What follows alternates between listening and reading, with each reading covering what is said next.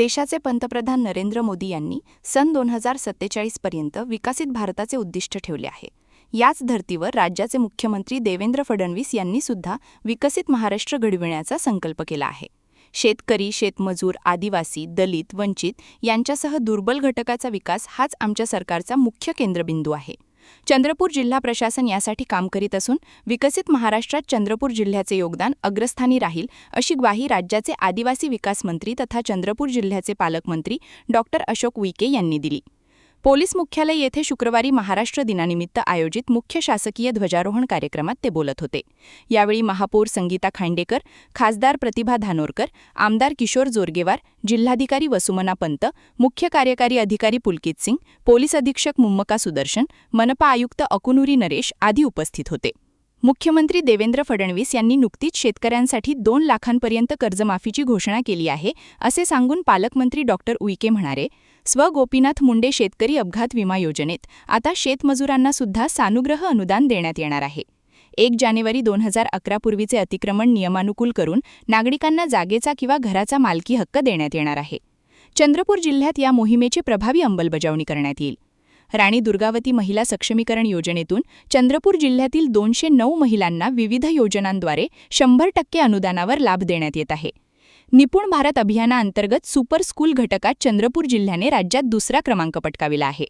जिल्ह्यातील 11 प्राथमिक आरोग्य केंद्रांना तर 4 उपकेंद्रांना राष्ट्रीय मानांकन प्राप्त झाले आहे. सिकल सेल निर्मूलन मोहीम अंतर्गत रुग्णांची चाचणी करून उपचार करण्यात येत आहे. टीबी मुक्त पंचायत अंतर्गत जिल्ह्यातील 345 ग्रामपंचायती टीबी मुक्त करण्यात आल्या आहेत. पीएम किसान योजनेअंतर्गत जिल्ह्यातील 2,45,471 पात्र शेतकऱ्यांना एकूण 148 कोटींचे वितरण करण्यात आल्याचे पालकमंत्री डॉ. उईके यांनी सांगितले. तसेच 1 मे ते 15 मे 2026 या कालावधीत जनगणनेच्या पहिल्या टप्प्यात स्वयंगणनेचा शुभारंभ होत असून नागरिकांनी यात सक्रिय सहभाग घ्यावा, असे आवाहनही त्यांनी केले. यावेळी चंद्रपूर महानगरपालिकेच्या वतीने मंदा टेकाम, मारुती येरणे, मीरा नायडू, मीराबाई उराडे, शहनाज जाकर अली यांना पालकमंत्री डॉ. अशोक उईके यांच्या हस्ते पट्टे वाटप करण्यात आले.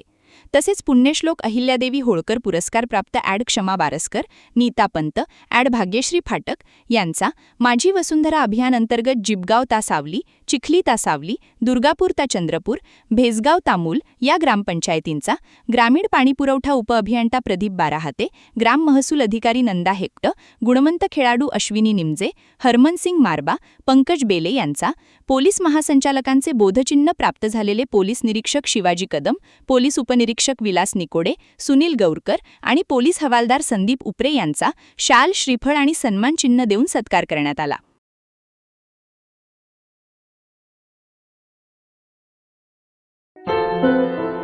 क्या हुआ बहू? माँ, पाइल्स की बहुत तकलीफ हो रही है. तो तुम गुदरोग सर्जन के पास क्यों नहीं गई? देखो, जैसे हार्ट के लिए हार्ट स्पेशलिस्ट, ब्रेन के लिए ब्रेन स्पेशलिस्ट, तो पाइल्स के लिए पाइल स्पेशलिस्ट क्यों नहीं? स्त्री हो या पुरुष, टॉयलेट में तकलीफ केवल पाइल्स ही नहीं, और भी कई प्रकार के गुदरोग तथा कैंसर भी हो सकता है. इसीलिए इसकी प्रत्यक्ष जांच जरूरी है. ठीक है माँ, पर जांच के लिए हम जाएंगे कहाँ? वही काले आयुर्वेदिक पाइल्स हॉस्पिटल में. लेकिन माँ, प्रेगनेंसी में पाइल्स की दवाइयाँ. प्रेगनेंसी में आयुर्वेदिक दवाइयाँ सुरक्षित होती है.